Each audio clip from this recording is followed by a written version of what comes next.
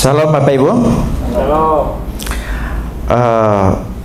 Tema khotbah hari ini adalah gembalakanlah domba-dombaku. Bapak Ibu, sebenarnya minggu-minggu ini adalah minggu di mana kita memperingati hari di mana Tuhan Yesus menampakkan diri, di mana sebelumnya dia bangkit, kemudian dia menampakkan diri sebanyak 12 kali. Setelah itu 40 hari kemudian pasca kebangkitannya dia naik ke surga yang akan kita peringati nanti tanggal 9 hari Kamis ya. Jadi tidak salah jika pada kesempatan kali ini kita belajar di mana ada suatu peristiwa di mana Yesus menampakkan diri di tepi Danau Tiberias atau Danau Galilea. Jadi kita buka dalam Yohanes 21 ya. Yohanes 21, bacanya sebenarnya panjang banget, tapi kita nggak akan baca, nanti saya akan baca di tengah-tengah ketika firman Tuhan disampaikan.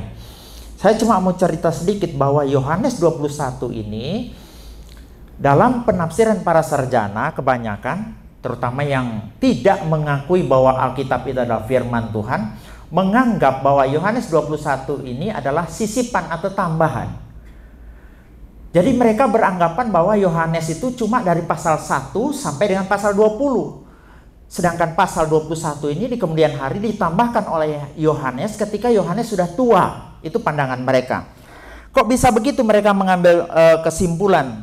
Karena menurut mereka Yohanes pasal 1 sampai 20 dan pasal 20 itu adalah puncak daripada Injil Yohanes. Coba kita lihat Injil Yohanes 20 ayat 30 dan 31. Di situ katakan oleh mereka bahwa ini adalah puncak penulisan. Memang masih banyak tanda lain yang dibuat oleh Yesus di depan mata murid-muridnya yang tidak tercatat dalam kitab ini. Tetapi semua yang tercantum di sini telah dicatat supaya kamu percaya bahwa Yesuslah Mesias, Anak Allah, dan supaya kamu oleh imanmu memperoleh hidup dalam namanya. Coba lihat dari narasinya atau redaksinya, kita lihat di sini seolah-olah memang Yohanes pasal 20 ayat 30 sampai 31 itu puncak Injil Yohanes. Tiba-tiba kalau dibuka lebih lanjut, tiba-tiba Yohanes 21 itu memang terlihat seperti tambahan. Saya ulangi, terlihat seperti tambahan. Jadi tidak heran para sarjana kemudian menyimpulkan bahwa Yohanes 21 adalah sisipan. Yang kedua alasan mereka mengatakan itu adalah sisipan, ada kata-kata yang memang hanya digunakan dalam Yohanes 21. Yohanes 1 sampai 20 itu tidak ada digunakan. Contohnya misalnya kata ikan. Bapak Ibu mau cari ada kata ikan dari Yohanes 1 sampai 20 itu tidak ketemu. Jala, tidak berpakaian, gembalakanlah, mengenakan. Ini contoh-contohnya ada 28 kata yang hanya ada dalam Yohanes 21. Tidak ada dalam pasal 1 sampai pasal 20. Jadi para sarjana itu menganggap bahwa Yohanes 21 itu ditambahkan di kemudian hari. Namun ini bisa dijawab.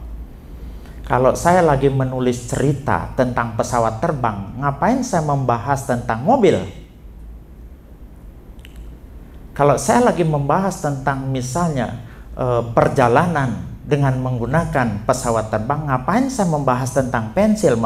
Mengapa saya membahas tentang padi dan sebagainya? Tentunya kata-kata yang saya gunakan harus yang berkaitan dengan pesawat. Jadi kalau memang di dalam Yohanes 21 ini ada kata ikan jala ya karena kata-kata itu memang lagi menggambarkan peristiwa yang sedang berlangsung di tepi Danau Tiberias. Jadi bapak-bapak, ibu-ibu, dan saudara-saudara yang saya kasih dalam Tuhan Yesus Kristus, Yohanes 21 itu memberi pelajaran yang begitu indah kalau kita gali. Ya, mungkin sekian lama ada yang mengupas cuma Yohanes pasal 20 ayat 15 sampai 17. Ada juga yang mengupas cuma Yohanesnya pasal 21 ayat 1 sampai 14. Tapi kali ini kita satu pasal itu kan kita bahas. Kita mendapati pelajaran yang begitu indah dari Yohanes ini. Yang pertama pelajaran yang kita dapat adalah di luar Tuhan, Petrus dan murid-murid yang lain tidak bisa berbuat apa-apa. Ini pelajaran pertama yang didapat. Coba kita buka Yohanes 21 ayat 1, ayat 2. Saya akan bacakan. Kemudian Yesus menampakkan diri lagi kepada murid-muridnya di pantai Danau Tiberias, dan ia menampakkan diri sebagai berikut. Di pantai itu berkumpul Simon Petrus, Thomas yang disebut Didimus, Nathanael dari Kana yang di Galilea, anak-anak Zebedeus, dan 2 orang muridnya yang lain. Ayat yang ketiga, kata Simon Petrus kepada mereka, "Aku pergi menangkap ikan." Kata mereka kepadanya, "Kami pergi juga dengan engkau." Mereka berangkat lalu naik ke perahu, tetapi malam itu mereka tidak menangkap apa-apa. Ayat yang keempat, ketika hari mulai siang, Yesus berdiri di pantai. Akan tetapi murid-murid itu tidak tahu bahwa itu adalah Yesus. Ayat yang kelima, kata Yesus kepada mereka, "Hai anak-anak, adakah kamu mempunyai lauk pauk?" Jawab mereka, "Tidak ada." Maka kata Yesus kepada mereka, "Tebarkanlah jalamu di sebelah kanan perahu, maka kamu akan kamu peroleh." Lalu mereka menebarkan jala dan mereka tidak dapat menariknya lagi karena banyaknya ikan. Diceritakan oleh Alkitab bahwa setelah kebangkitan Tuhan Yesus, murid-murid itu diperintahkan ke Galilea. Sampai di Galilea, rupa-rupanya mereka tidak sabaran menunggu Tuhan Yesus. Mereka langsung mengambil inisiatif untuk pergi menjala ikan. Apakah ini suatu bentuk mengisi masa lowong, atau ini adalah suatu bentuk ketidaksabaran menunggu Tuhan Yesus? Tidak dijelaskan dalam Alkitab. Yang jelas Petrus mengambil inisiatif untuk mengajak teman-temannya menjala ikan. Dikatakan mereka itu sepanjang malam dalam upaya menangkap ikan itu, mereka tidak dapat menangkap ikan seekor pun. Saya heran loh, kok dengar atau misalnya membaca di mana orang super profesional murid-murid Yesus dalam menangkap ikan, kok tidak dapat menangkap seekor pun.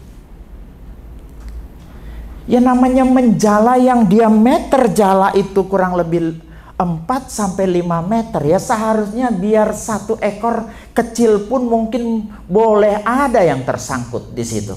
Tetapi diceritakan oleh Alkitab mereka tidak dapat menangkap seekor pun.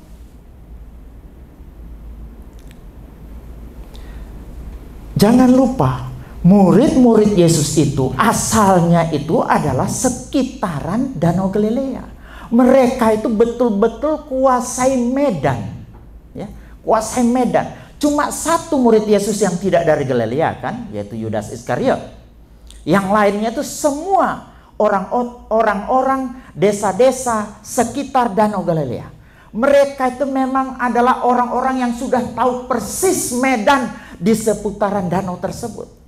Mereka kuasai medan, mereka juga ahli dalam dunia mengail atau menjala ikan, tetapi anehnya kok tidak dapat seekor pun. Ini menimbulkan suatu pertanyaan yang luar biasa dalam pemikiran kita. Ada seorang teolog dari barat, F.B. Meyer kalau tidak salah namanya, dia bilang begini, mereka tidak menangkap ikan, tidak dapat menangkap ikan itu karena Tuhan sengaja. Ketika perahunya itu bergerak ke tengah, Tuhan perintahkan ikannya lari ke pinggir. Nih, dia bilang, ketika perahunya diarahkan ke barat, ikannya diperintahkan ke timur. Ketika perahunya mengarah ke utara, ikannya disuruh ke selatan. Ketika balik lagi, begitu terus sampai-sampai mereka tidak ada satu ekor pun yang mereka dapatkan.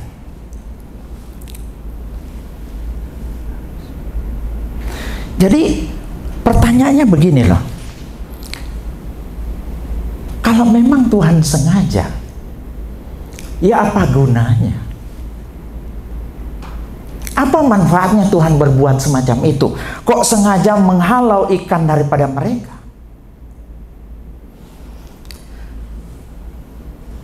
Ternyata tujuannya tak lain tak bukan mau mengajar, ini loh, tanpa aku kamu tidak bisa berbuat apa-apa. Tuhan terlibat sampai dalam urusan menangkap ikan. Tuhan terlibat dalam urusan menangkap jiwa. Tuhan terlibat dalam urusan pekerjaan. Semuanya Tuhan terlibat.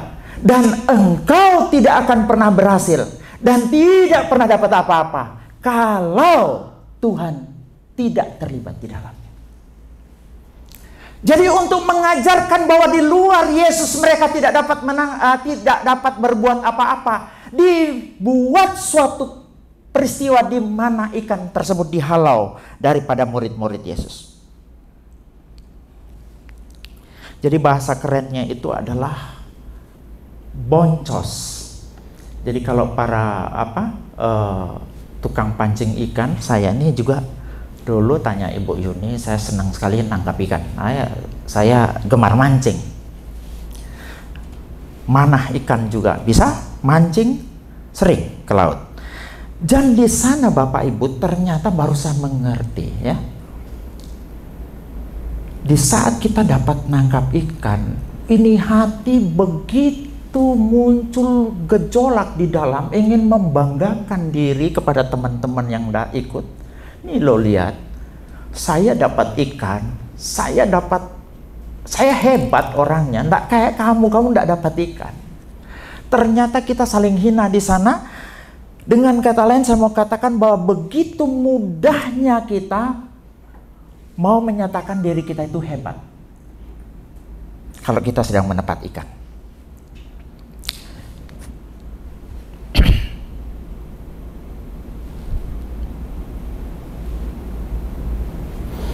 Jadi pertanyaannya begini, setelah mereka semalaman tidak mendapatkan ikan, kenapa mereka di kemudian hari berapa jam berikutnya ketika diperintahkan Yesus, tebarkanlah jalamu di sebelah kananmu, mereka kok bisa dapat ikan?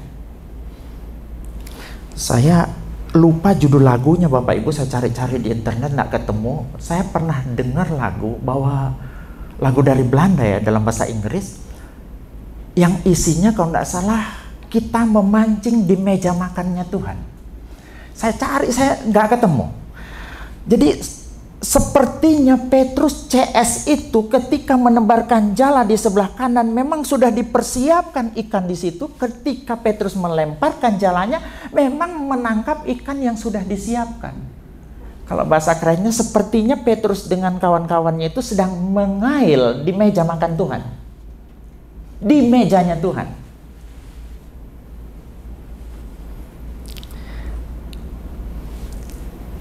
Rasa bangga pada pencapaian itu gampang sekali muncul kepada manusia.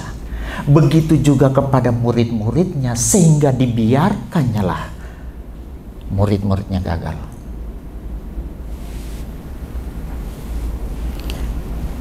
Ketika bangsa Israel mau masuk tanah Kanaan, Tuhan mengingatkan begini dalam Ulangan 8 ayat 17. Maka janganlah kau katakan dalam hatimu, kekuasaanku dan kekuatan tanganku lah yang membuat aku memperoleh kekayaan ini. Jadi jangan sekali-kali berpikir bahwa dengan usaha dan kekuatanmu sendiri kamu menjadi kaya. Itu terjemahan BIS. Dalam Ulangan 9 ayat 4 dikatakan begini. Janganlah engkau berkata dalam hatimu apabila Tuhan Allahmu telah mengusir mereka dari hadapanmu, karena jasa-jasakulah Tuhan membawa aku masuk menduduki negeri ini. Padahal karena kefasikan bangsa-bangsa itulah Tuhan menghalau mereka dari hadapanmu. Tuhan tuh paling gak suka ketika kita mengklaim semua pencapaian kita adalah usaha kita. Dalam hidup ini ada 3 hal yang Tuhan punya yang gak boleh kita ambil. Pertama itu pembalasan, itu hak Tuhan. Persepuluhan itu milik Tuhan. Yang ketiga, kemuliaan itu untuk Tuhan. Ketika kita berhasil dalam apapun itu, dalam kehidupan kita, di dalam kerja kita, di dalam pelayanan kita, Tuhan tidak suka sama sekali kita mengklaim semua itu karena hebatku, karena gagahku. Makanya untuk menjaga hal itu, Petrus dan kawan-kawan dibiarkan gagal. Karena kegagalan adalah pintu belakang kepada kesuksesan. Jadi Bapak Ibu dan saudara yang kekasih dalam Tuhan, bayangkan ya, cuma mengajarkan di luar aku kamu tidak bisa berbuat apa-apa. Prosesnya begitu panjang. Saya ingat petani-petani di tempat saya. Di tempat saya itu banyak sekali petani coklat atau kakao, durian. Dan saya ingat betul kalau mereka lagi panen raya, itu biasanya bulan April ini panen raya. Apalagi sekarang ini harga kakao sudah sempat 200.000 lebih per kilo. Ya, bayangkan sombongnya mereka. Mereka pikir bahwa panennya mereka itu karena usaha mereka. Mereka kadang kalau jemur kakao itu saya ingat gayanya sambil ngomong, nih lihat kakao saya. Karena saya jago mangkas, karena saya jago mupuk. Tapi tidak pernah dikatakan karena berkat Tuhan.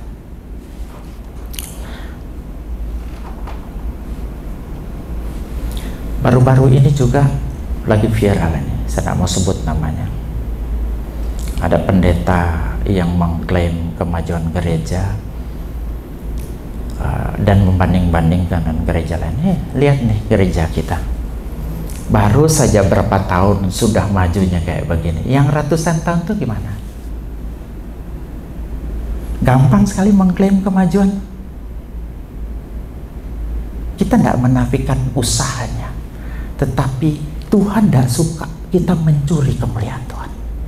Makanya Tuhan terkadang membuat atau mengizinkan kegagalan supaya kita belajar memahami bahwa di luar Kristus kita tidak bisa berbuat apa-apa. Semua pencapaian kita, semua keberhasilan kita, semua kekayaan kita, semua karena Tuhan.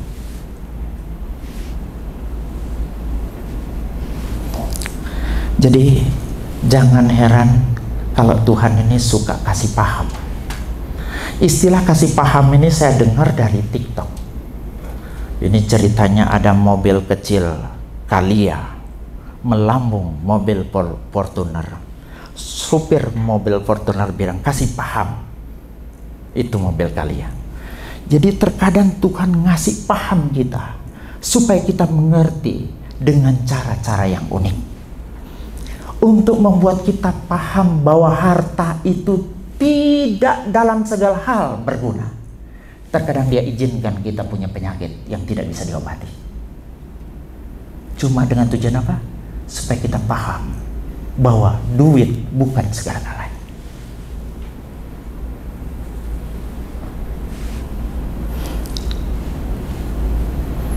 Jadi pelajaran yang kedua, hanya orang yang sungguh-sungguh mengasihi Yesus yang akan dipercayakan domba-dombanya. Ini bisa dilihat dalam Yohanes 21 ayat 15 sampai 17. Kalau Bapak Ibu perhatikan, Yohanes 21 ayat 15 sampai 17 ini itu adalah pertanyaan Yesus kepada murid-muridnya, khususnya kepada Petrus, yang diulang sebanyak 3 kali. Ya, coba kita perhatikan baik-baik. Sesudah sarapan, Yesus berkata kepada Simon Petrus, "Simon, anak Yohanes, apakah engkau mengasihi aku?" Coba perhatikan menggunakan kata apa? Agapao, ya. Kemudian Petrus menjawab, "Benar Tuhan, engkau tahu bahwa aku mengasihi engkau." Yohanes 21 ayat 16, kata Yesus pula kepadanya untuk kedua kalinya, "Simon anak Yohanes, apakah engkau mengasihi aku?" Jawab Petrus kepadanya, "Benar Tuhan, engkau tahu bahwa aku mengasihi engkau." Kata Yesus kepadanya, "Gembalakanlah domba-dombaku." Ayat 17, kata Yesus kepadanya untuk ketiga kalinya, "Simon anak Yohanes, apakah engkau mengasihi aku?" Maka sedih hati Petrus karena Yesus berkata untuk ketiga kalinya, "Apakah engkau mengasihi aku?" Dan ia berkata kepadanya, "Tuhan, engkau tahu segala sesuatu. Engkau tahu bahwa aku mengasihi engkau." Kata Yesus kepadanya, "Gembalakanlah domba-dombaku." Ini muncul pertanyaan, kenapa sih Tuhan Yesus kok bertanyanya sampai 3 kali? Tidak bisakah 1 kali? Jadi mengenai hal ini ada 3 pendapat, ya. Mengenai hal ini ada 3 pendapat. Pertama, karena jawaban Petrus dan pertanyaan Yesus nggak nyambung. Ada istilah jaka sembung bawa golok. Nggak nyambung, goblok gitu ya. Ini rupa-rupanya apa yang ditanya Yesus tidak nyambung dengan apa jawaban Petrus. Ini pendapat pertama lah ya. Coba kita lihat pertanyaan yang satu dan jawaban yang satu. Ya. "Simon anak Yohanes, apakah engkau mengasihi aku?" Menggunakan kata apa? Agapao. Agapao ini kata kerja atau verba dari agape. Agape itu kata bendanya. Yang kemudian jawabannya apa? "Benar Tuhan, engkau tahu bahwa aku mengasihi engkau." Menggunakan kata apa? Phileo. Yesus nanya menggunakan kata agapao, jawabannya Phileo. Pertanyaan yang kedua, "Simon anak Yohanes, apakah engkau mengasihi aku?" Menggunakan kata apa? Agapao. Kemudian jawabannya juga tetap menggunakan Phileo. Yang ketiga, "Simon anak Yohanes, apakah engkau Phileo aku?" Kemudian Petrus menjawab, "Aku Phileo kepada engkau." Baru, "Gembalakanlah domba-dombaku." Jadi pendapat yang pertama mengatakan karena jawaban Petrus tidak sama dengan pertanyaannya. Jadi makanya pertanyaan itu diulang-ulang sampai tiga kali. Nah, kalau zaman dulu orang rata-rata berpendapat begini, karena menganggap bahwa kasih itu terbagi atas 4. Yang pertama itu agape, yang kedua itu phileo, yang ketiga itu storge, yang keempat itu eros. Mereka menganggap kebanyakan bahwa agape itu kasih Allah, sementara phileo itu adalah kasih persaudaraan.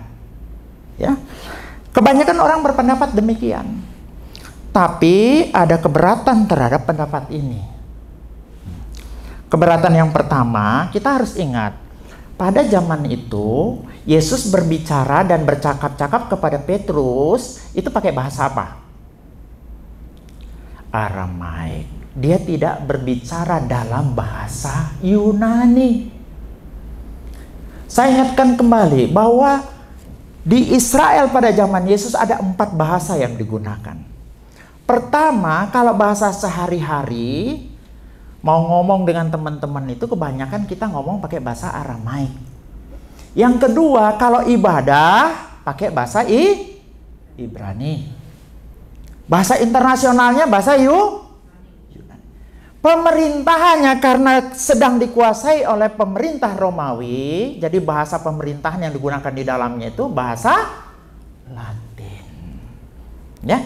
Jadi Yesus ngomongnya pakai bahasa Ibrani, tapi ditulis oleh penulis Alkitab termasuk Yohanes ketika menulis dalam bahasa Yunani, itu omongan Yesus yang dalam bahasa Aramai. Yang kedua, agapao dengan phileo itu sinonim. Karena banyak dalam bagian Alkitab ya, agapao itu juga digunakan dalam konteks kasih Allah. Allah mengasihi Yesus dengan kasih phileo. Tidak selalu menggunakan agapao. Terkadang manusia mengasihi suatu benda, mengasihi suatu binatang dan sebagainya menggunakan kata agapao. Tapi sebaliknya Bapa mengasihi kita, mengasihi Yesus ada dalam kasus-kasus tertentu menggunakan kata phileo. Ini saya berikan buktinya sedikit aja. Misalnya Matius 6 ayat 24. Tak seorang pun dapat mengabdi kepada dua tuan, karena jika demikian ia akan membenci yang seorang dan agapao yang lain. Berarti tidak benar agapao digunakan selalu untuk kasih Allah. Yang di tempat lain juga nanti bukti kedua, di mana banyak sekali bukti yang saya harus sampaikan cuma karena ini panjang, yang membuktikan bahwa Allah Bapa ketika mengasihi Yesus menggunakan kata phileo. Dengan kata lain, phileo dan agapao, agape dan philea itu sinonim. Maknanya sama, sehingga kita tidak mungkin bisa menganggap bahwa agape itu lebih tinggi daripada phileo. Pendapat kedua, pendapat yang mengatakan kenapa Yesus sampai bertanya 3 kali kepada Petrus, mengatakan ini berkait dengan pemulihan kasih Petrus, di mana Petrus sempat menyangkal Yesus 3 kali. Nyangkalnya 3 kali, ditanya ulang 3 kali, itu konteksnya memulihkan kasih Petrus yang mula-mula. Ini pendapat kedua. Jadi coba kita buka dalam Yohanes 21 ayat 15. Sesudah sarapan, Yesus berkata kepada Simon Petrus, "Simon anak Yohanes, apakah engkau mengasihi aku lebih daripada..." Yang saya lihat coba, mereka ini. Mereka ini bahasa aslinya, bahasa Yunaninya menggunakan kata tauton. Ya, tauton. Tauton itu diterjemahkan dalam terjemahan lain, apakah engkau mengasihi aku lebih daripada ini, lebih dari semuanya ini, kata tauton itu. Jadi perbandingannya waktu itu Yesus bertanya kepada Petrus, "Petrus, apakah engkau mengasihi aku lebih daripada jalamu? Engkau mengasihi aku lebih daripada perahumu? Engkau mengasihi aku lebih dari hobimu dan pekerjaanmu sebagai penjala ikan?" Itu yang Yesus mau sampaikan di situ. Sehingga tidak salah jika ayat menerjemahkan begini, "Simon anak Yohanes, apakah kamu mengasihi aku lebih daripada semua ini?" Itu terjemahan ayat yang terbuka ya. Kemungkinan kedua, bahwa perbandingannya bukan kepada perahunya, bukan kepada jalannya, bukan kepada pekerjaan memancingnya, tapi kemungkinan kedua adalah perbandingannya kepada apakah Petrus itu lebih mengasihi Yesus atau mengasihi teman-temannya, murid-muridnya. Ini yang dipegang oleh terjemahan baru. Makanya terjemahan baru mengatakan begini, "Apakah engkau mengasihi aku lebih daripada mereka ini?" Ini juga dianut oleh terjemahan TSI. Apakah kamu, bukan, terjemahan baru ya. "Apakah kamu mengasihi aku lebih daripada mereka-mereka ini?" Kemungkinan ketiga, apakah engkau mengasihi aku lebih daripada kasih mereka kepada aku? Jadi yang dikomparasi di situ adalah kasih dengan kasih. Penyakitnya Petrus itu gampang sekali ngomong. Meskipun mereka semua goncang imannya karena engkau, tapi aku sekali-kali tidak. Merasa dirinya paling, merasa dirinya paling beriman, merasa dirinya paling mengasihi. Makanya ditanya kepada 3 kali untuk mengingatkan dia yang begitu sombong akan kasihnya kepada Yesus. Apakah benar kasihmu seperti itu? Makanya dalam terjemahan TSI mengatakan begini, apakah kamu lebih mengasihi aku dari semua sahabatmu ini mengasihi aku? Pendapat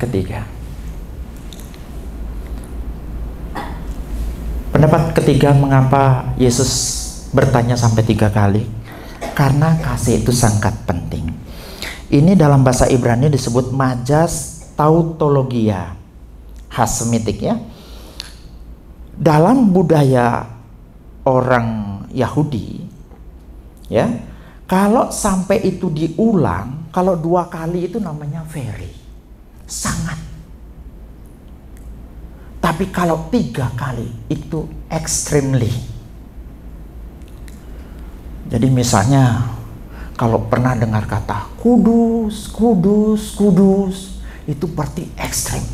Kalau kemudian Yesus bertanya 3 kali kepada Petrus, yang mau ditanyakan, Petrus, apakah engkau mengasihi aku secara ekstrim? Itu yang dia mau sampaikan oleh Yesus. Dan pertanyaan ketiga itu membuktikan bahwa Petrus mengasihi Yesus secara ekstrem ketika dia mulai sedih, berduka karena mengingat penyangkalannya terhadap Yesus sebanyak 3 kali. Apa yang mau disampaikan di sini? Ternyata Bapak Ibu, kasih itu penting. Hanya orang yang sungguh-sungguh mengasihi Yesus akan dipercayakan mengembalakan domba-dombanya. Hanya orang sungguh-sungguh mengasihi Yesus akan dipercayakan melayani domba-dombanya, melayani jemaatnya, melayani umatnya. Bukan berarti juga bahwa kriteria lain sebagai syarat seorang pelayan Tuhan itu tidak dipenuhi. Contohnya misalnya dalam 1 Timotius 3 ayat 1 sampai 13. Di sana dikatakan ada kualifikasi untuk penilik-penilik jemaat. Tapi kualifikasi itu yang menjadi dasar terpenting seorang pelayan Tuhan adalah kasihnya kepada Yesus. Matthew Henry bilang begini,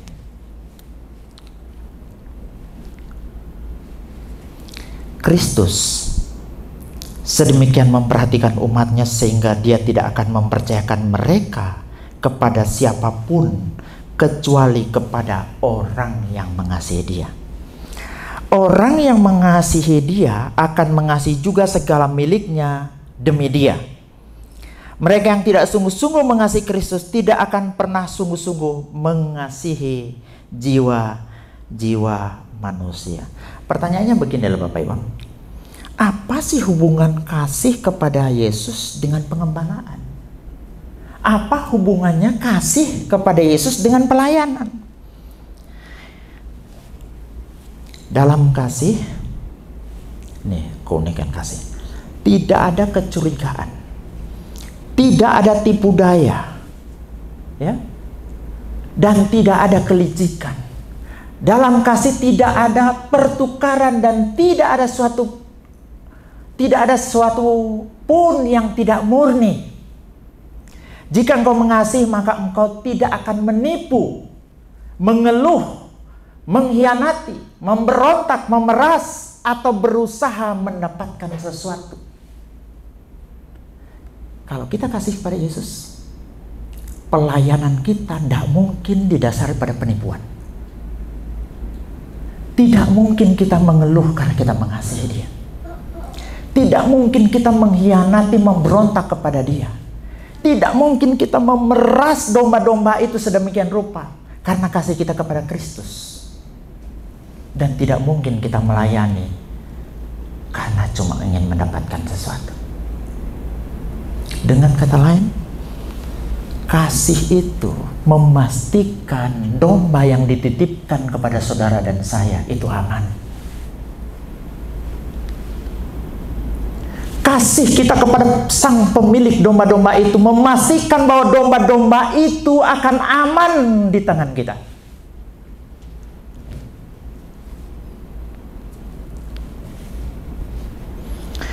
Jika engkau mengasihi, maka engkau akan dengan senang hati membaktikan dirimu, dengan senang hati menderita kesukaran. Engkau akan merelakan semua yang engkau miliki demi Yesus. Engkau akan merelakan keluargamu, masa depanmu, masa mudamu, dan perkawinanmu. Jika tidak, kasihmu bukanlah kasih sama sekali, melainkan dusta dan pengkhianatan.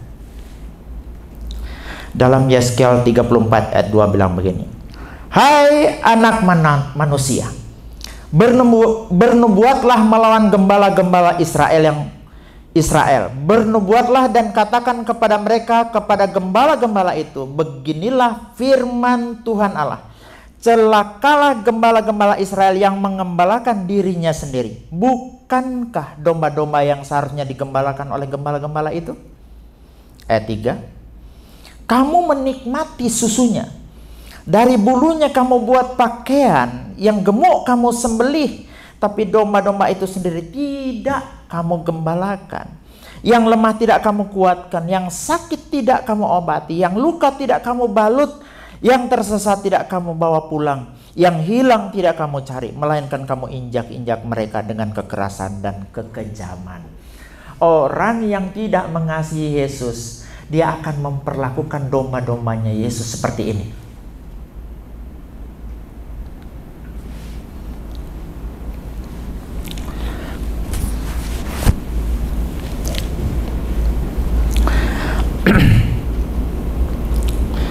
Selanjutnya Bapak Ibu, kenapa kasih itu begitu penting dalam kait dengan pelayanan?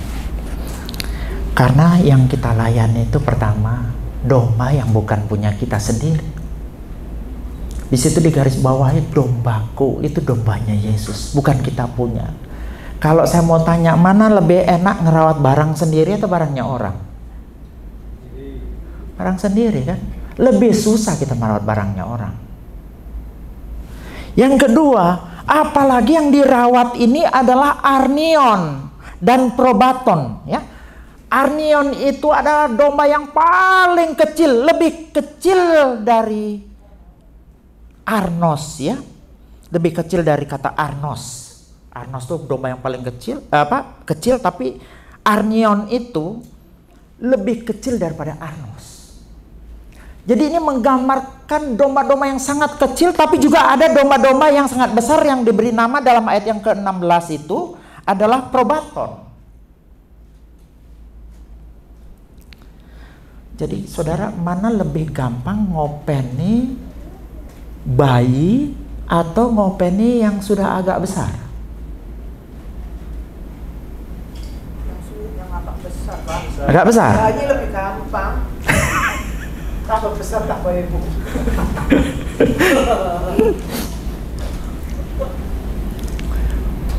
Kalau dalam konteks domba, yang bayi itu tidak bisa melindungi dirinya sendiri, harus dijaga. Butuh perhatian ekstra. Saya ingat, saya punya pengalaman hidup ini banyak, saudara. Saya cerita sedikit. Ingin tahu saya bahwa dari kelas SD, kelas 2, saya sudah ditugasi mengembalakan sapi. Semua kakak saya, bapak saya itu banyak punya sapi. Semua punya kewajiban itu, oh ini sapimu, sekian ekor kamu tangani. Saya itu nangani berapa ekor gitu. Adik saya juga begitu. Kalau yang masih kecil perlu dipantau oleh kakaknya. Kakak-kakak saya juga punya sapi. Kami pulang sekolah itu harus mengembalakan sapi. Tahun 80-an ya. Suatu saat karena musim layangan, saya harus bisa main layangan plus ngembalakan sapi. Karena begitu sore pulang, sapi itu semua diperiksa oleh bapak saya, apakah perutnya itu sudah kenyang atau belum. Kalau perutnya buncit begitu dianggap sudah kenyang. Kalau masih kurus kita akan dimarahi, biasa dicambuk. Bapak itu bualanya luar biasa. Suatu saat karena saya main layangan, supaya ada waktu saya main layangan, saya ngambil garam dari dapur. Suatu gini saya ambil. Garamnya tuh garam-garam apa itu, kayak belum ada garam yodium tahun itu ya, masih garam-garam kasar-kasar itu. Saya ambil dari dapur kayak begitu, saya genggam. Kemudian saya bawa ember kecil, saya udek-udek di situ. Kemudian saya buang di sembarang rumput. Ternyata sapinya lahap sekali makan. Mungkin belum pernah ngalami ya. Buktikan.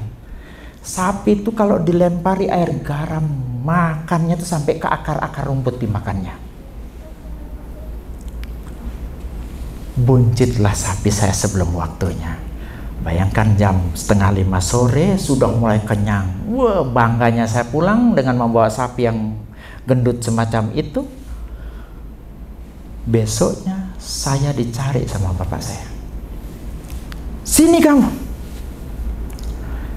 Kamu kasih makan apa sapi? Pasti kamu kasih makan air garam ini. Saya bilang, kok bapak tahu? Iya, sapinya diare. Ternyata bapak ibu, sapi kalau dikasih makan air garam diare dia. Saya bilang begini, apa gunanya kamu lakukan itu? Itu kan sapimu. Kalau saya kaitkan dengan ayat ini Bapak Ibu, saya langsung berpikir, kalau engkau mengasihi Tuhan Yesus, kau tidak akan kasih makan domba-dombanya dengan air garam, betul? Kau tidak akan kasih makan dia sembarangan. Pasti kau pilihkan makanan yang terbaik buatnya. Kau bila perlu carikan rumput yang hijau, airnya juga air aqua bila perlu. Bentuk kasih kita kepada Yesus itu akan melayani dengan benar, bukan sembarangan.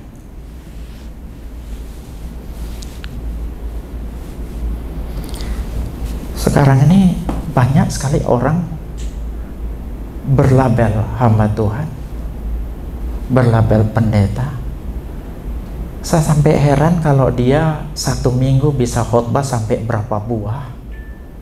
Ternyata cuma misalnya dia tidak menggali sendiri, tidak benar-benar menggali, cuma ngutip kopas dari internet misalnya begitu ya. Kemudian tidak mempertanggungjawabkan kebenarannya. Ini saya bilang cari gampang. Akibatnya apa? Ya jemaat yang diare. Jemaat bisa diare. Namun juga saya tidak bisa pungkiri, bisa jadi memang domba-domba sekarang, sapi-sapi sekarang itu seleranya udah berubah. Dikasih makan sembarangan aja, lahap aja. Buktinya apa? Banyak gereja berkembang cuma dengan model lawakan. Gerejanya maju, padahal yang dikhotbahkan itu cuma lawakan dari ujung ke ujung, ketawa dari ujung ke ujung.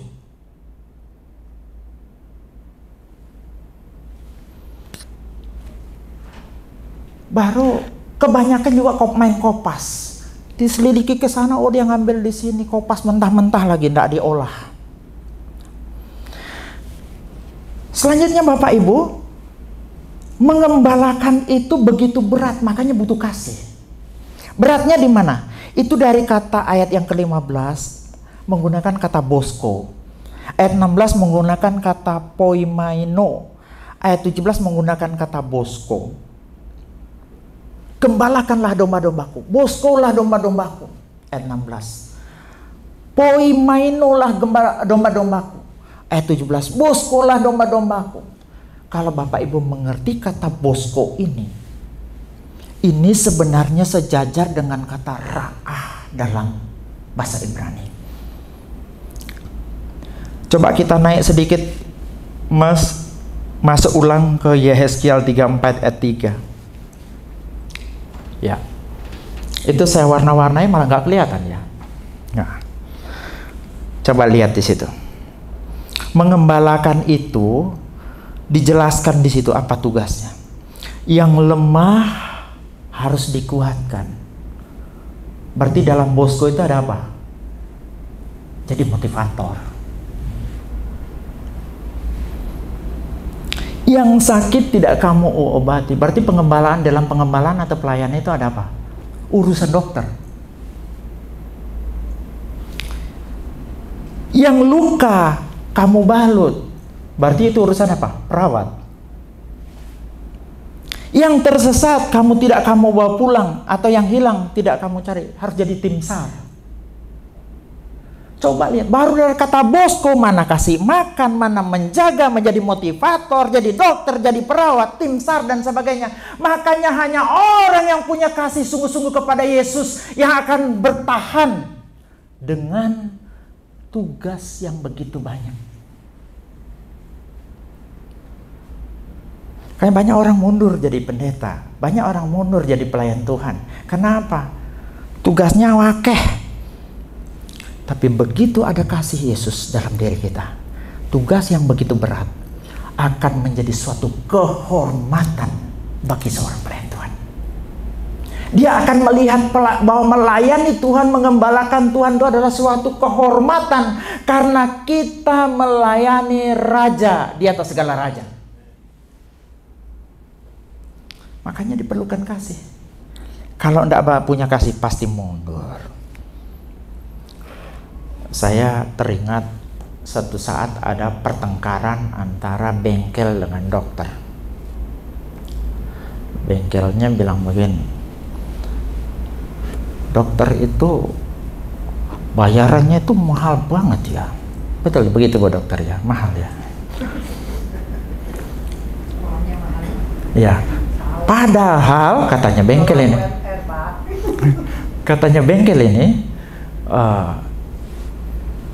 dokter itu kan yang diurusi itu adalah manusia yang dari zaman Adam sampai zaman sekarang itu nggak berubah-berubah bentuknya, modelnya, gitu, nggak ada berubah-berubah. Loh kok bisa?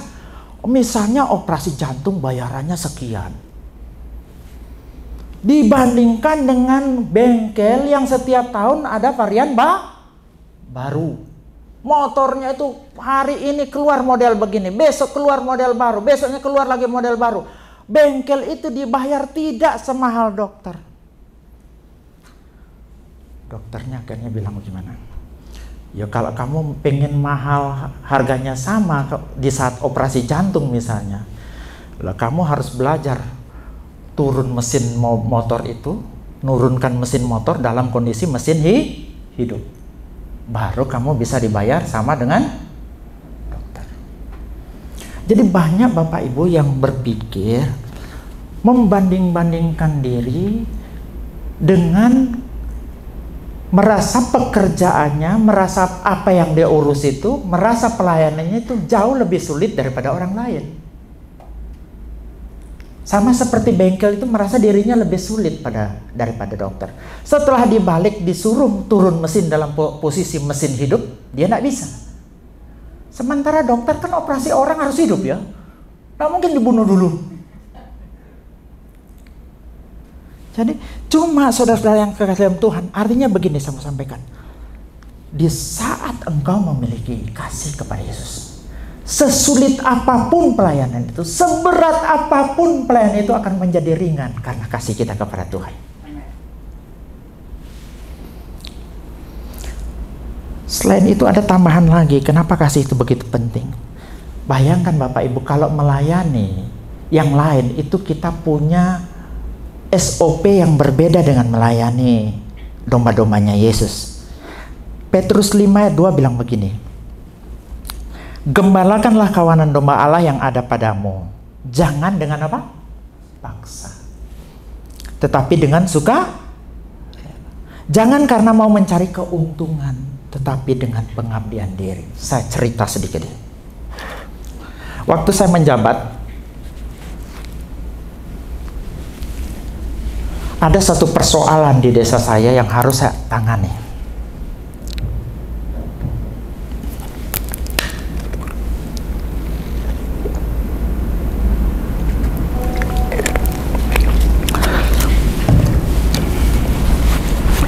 Apa itu?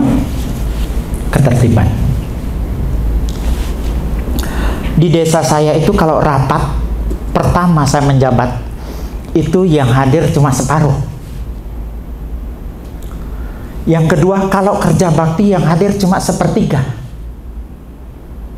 Kalau disuruh bikin pagar depan rumah,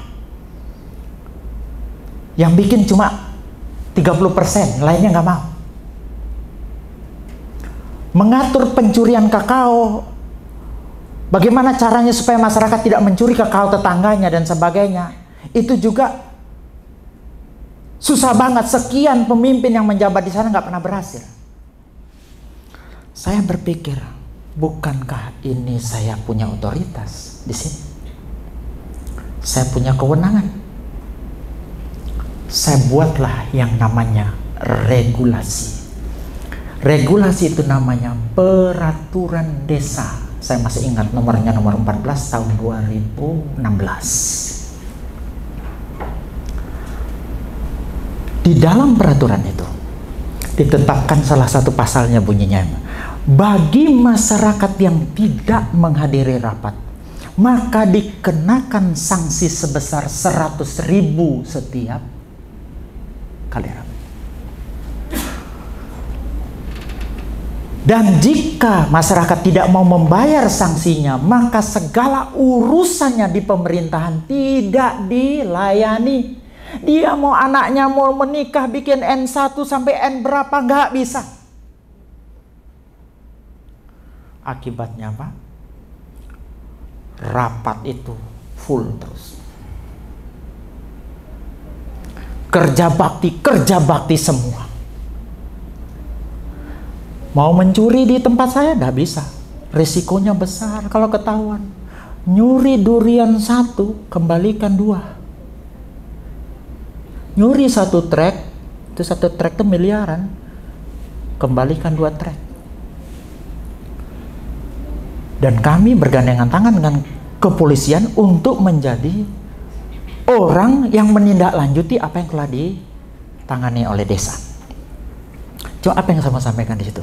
Enak kalau kita mau menertibkan orang, membuat orang aktif. Kalau di lingkup pemerintahan gampang, karena kita punya kekuasaan, punya otoritas.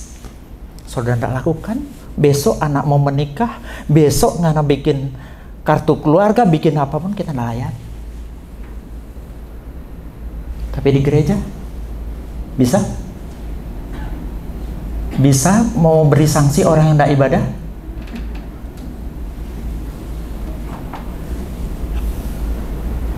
Bisa kita paksa orang tidak ikut doa di sana? Harus dengan sukarela. Makanya hanya ya orang yang mengasihi Yesus sungguh-sungguh mau melayani dengan model kayak begitu. Kita tidak punya bisa paksa orang. Kita cuma bisa mendoakan mereka.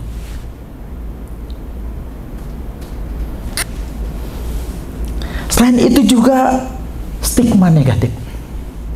Dulu di Amerika sana itu jabatan pendeta, pelayan-pelayan Tuhan itu adalah profesi yang paling dihargai. Mungkin sekarang ini cuma sebagian kecil di Indonesia Timur ya. Kalau seorang pendeta dengan jubah kebesarannya datang ke sana di tengah perang begini, tidak ada yang meraih panah. Tapi berapa tahun belakangan ini jabatan pendeta itu menurun drastis sampai menempel stigma negatif pada diri seorang hamba Tuhan. Amos 7 ayat 12. Suatu saat Amos diusir oleh Amasya.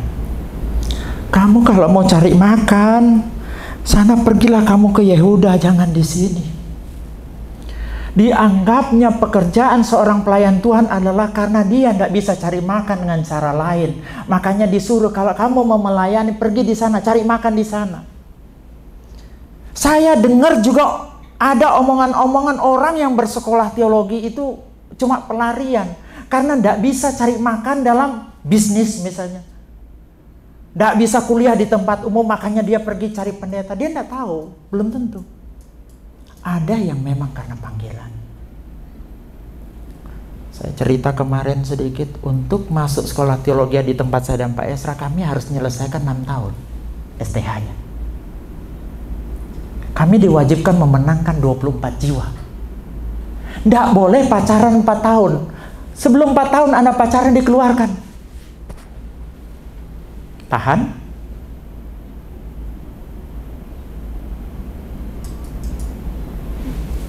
Jadi Bapak Ibu Saudara yang kekasih dalam Tuhan, karena stigma negatif ini, setiap kita dulu jadi hamba Tuhan tuh kayak bangga, tapi sekarang tuh gimana ya? Rasanya kayaknya kita dicurigai melulu. Satu pendeta yang glamor, tapi semua pendeta dicap glamor.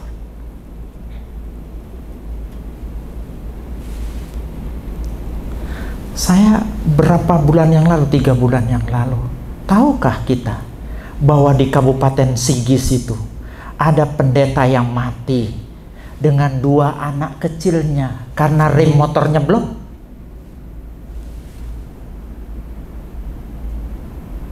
Masih banyak kok hamba-hamba Tuhan yang benar-benar komitmen melayani Tuhan. Kekayaan bukan tujuan hidupnya, tetapi nama Tuhan dipermuliakan. Masih banyak hamba-hamba Tuhan yang kayak begitu.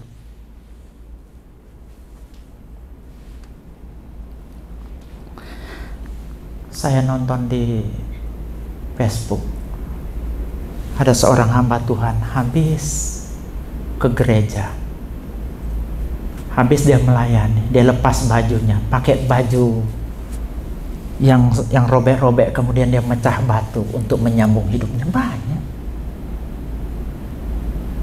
Kalau mau diprosentase di se-Indonesia ini, pendeta yang kaya raya itu cuma berapa, bisa dihitung jari. Ya, jadi jangan kita kemudian berpikir bahwa karena pendeta itu kaya kita punya stigma negatif kepada hamba Tuhan. Masih banyak yang berjalan di dalam ketulusan karena kasihnya kepada Kristus. Masih banyak yang rela masa depannya nggak jelas karena kasihnya kepada Kristus. Masih banyak yang rela melayani dengan sederhana, dengan hidup apa adanya karena kasihnya. Makanya kasih kepada Kristus itu begitu penting. Yang ketiga, ini agak panjang yang ketiga, tapi yang ketiga dan keempat agak pendek ya. Kita tidak boleh menganggap suatu hinaan apabila ketulusan kita dipertanyakan ketika kita sendiri telah melakukan sesuatu yang membuat ketulusan kita dapat dipertanyakan. Ini kita dapat dalam Yohanes 21 ayat 17. Kata Yesus kepadanya untuk ketiga kalinya, "Simon, anak Yohanes, apakah engkau mengasihi aku?" Maka sedih. Kata sedih itu menggunakan kata lupeo. Sedih hatinya Petrus karena Yesus berkata untuk ketiga kalinya. Nah, kata sedih hati atau lupeo itu dalam terjemahan lain itu artinya berduka cita. Dalam terjemahan lain itu artinya terluka. Dalam terjemahan lain itu diterjemahkan terluka secara mendalam. Pertanyaannya, kenapa sih Petrus terluka? Kenapa sih Petrus kok berduka? Kenapa dia kok sedih ditanyai 3 kali? Karena Petrus merasa omongannya, Petrus merasa jawabannya tidak punya makna, tidak punya lagi kekuatan, tidak lagi dipercaya oleh Yesus. Ini membuat dia berduka, sedih. Kemudian dia seperti sadar, ternyata ketika saya tidak bisa dipercaya, saya harus ditanyai berulang-ulang kali. Kebenarannya apa yang terdapat di situ? Kita tidak boleh menganggap suatu hinaan apabila ketulusan kita dipertanyakan ketika kita sendiri telah melakukan sesuatu yang membuat ketulusan kita dapat dipertanyakan. Saya cerita sedikit aja. Di Tulungagung tahun 1994, saya weekend pelayanan di sana. Sampai di sana pendetanya bilang begini, "Mas Ketut, minta maaf saya tanya ya," gembala ngomong gitu. Tanya apa Pak Gembala? Mas Ketut ini bisa naik sepeda ya? Bisa? Enggak, soalnya sepedanya minjem. Itu sorenya. Besok pagi baru mau doa, ditanya lagi, Mas Ketut benar bisa naik sepeda? Bisa Pak, bisa. Soalnya sepedanya minjem. Nah pas makan, ya kita sudah mau berangkat itu, sudah mau sarapan, ditanya lagi, Mas Ketut bisa naik sepeda? Minta maaf Mas, saya tanya ini berulang-ulang kali, soalnya ini sepedanya minjem, bukan sepeda kita, bukan sepeda saya. Pak, jangankan sepeda Pak, doser aja bisa saya bawa Pak. Saking gajuan kalian. Jadi kalau Bapak Ibu ditanya berulang-ulang begitu, apa sedikit rasa gimana ya? Seperti dia tidak percaya jawaban saya. Ini yang terjadi pada Petrus. Namun perlu diketahui kata berduka di sini bukan berarti Petrus sakit hati. Tidak, dia menyesal karena telah berkhianat kepada Yesus 3 kali. Makanya Yesus seperti tidak percaya pada omongan Petrus. Pelajarannya apa? Jangan pernah marah dan tersinggung jika pasanganmu mempertanyakan cintamu ketika kamu pernah membuat rasa cinta itu dipertanyakan. Saya ulang. Jangan marah atau tersinggung ketika pasanganmu mempertanyakan cintamu. Ketika kamu pernah membuat rasa cintanya itu dipertanyakan. Coba tanya pasangan yang pernah nyakiti istrinya. Pasangan yang sebelahnya itu akan di sininya penuh dengan tanda tanya. Kamu dari mana? Mau kemana? Dengan siapa? Berbuat apa? Itu pertanyaan-pertanyaan muncul karena kita yang membuat dia Makanya jangan gampang tersinggung kalau karena kita yang bikin salah.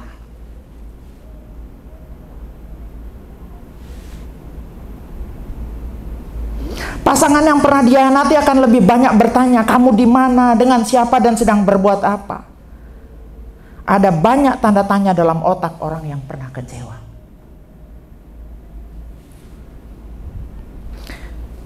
Jangan marah atau tersinggung saat orang mempertanyakan ketulusanmu kalau engkau pernah bulus.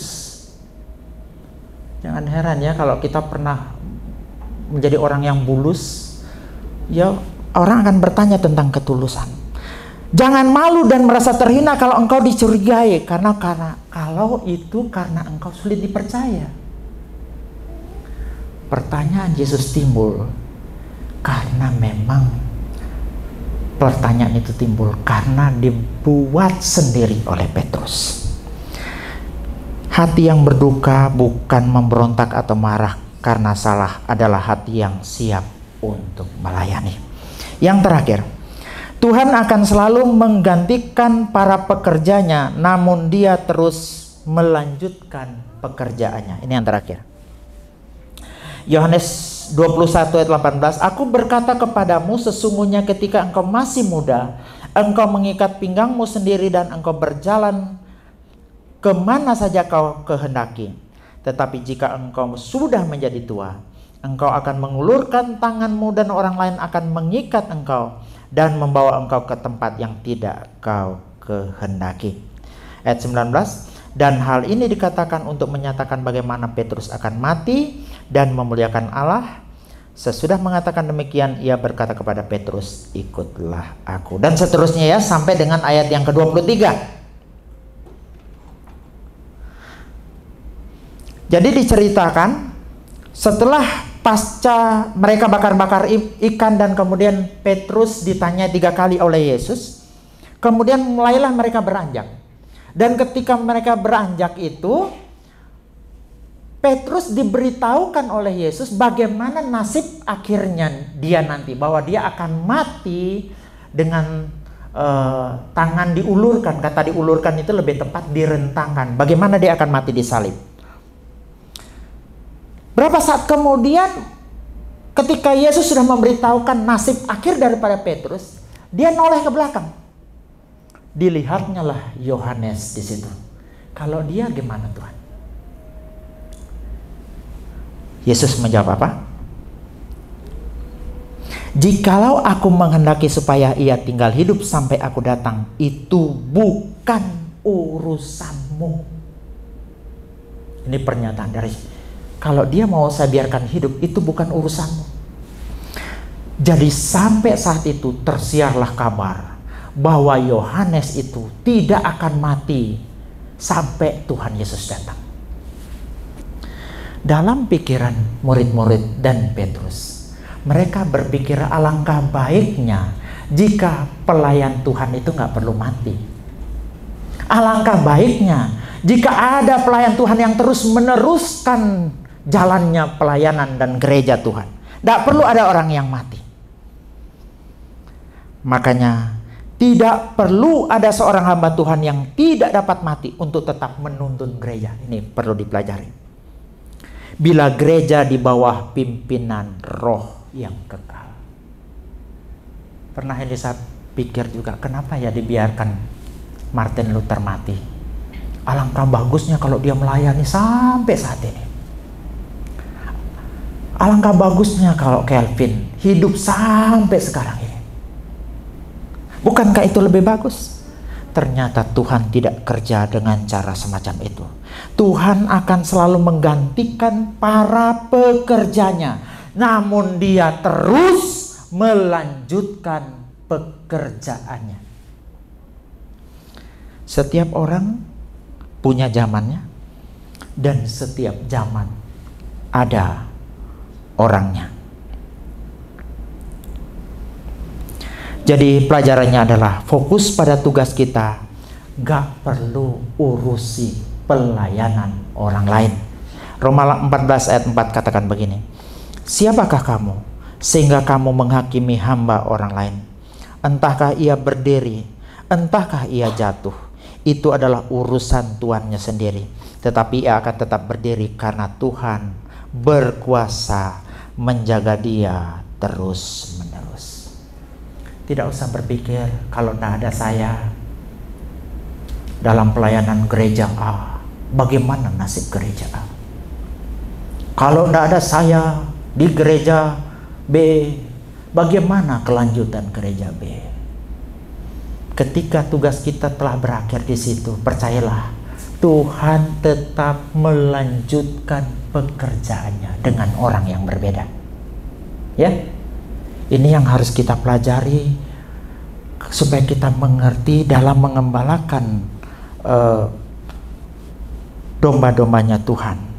Kita harus sadar, yang pertama, kita tidak bisa berbuat apa-apa di luar Dia. Yang kedua, tanpa kasihnya kita nggak akan kuat, kita nggak akan mampu, kita tidak akan bertahan dalam melayani domba-domba Tuhan. Yang ketiga, jangan pernah merasa tersinggung ketika kepercayaan atau ketulusan kita dipertanyakan. Kalau yang menyebabkan kepercayaan dan ketulusan kita itu dipertanyakan adalah diri kita sendiri, Petrus yang membuat dirinya dipertanyakan. Yang keempat, pelajaran yang keempat adalah Tuhan akan selalu menggantikan para pekerjanya, namun Dia terus melanjutkan pekerjaannya. Tuhan Yesus memberkati. Amin.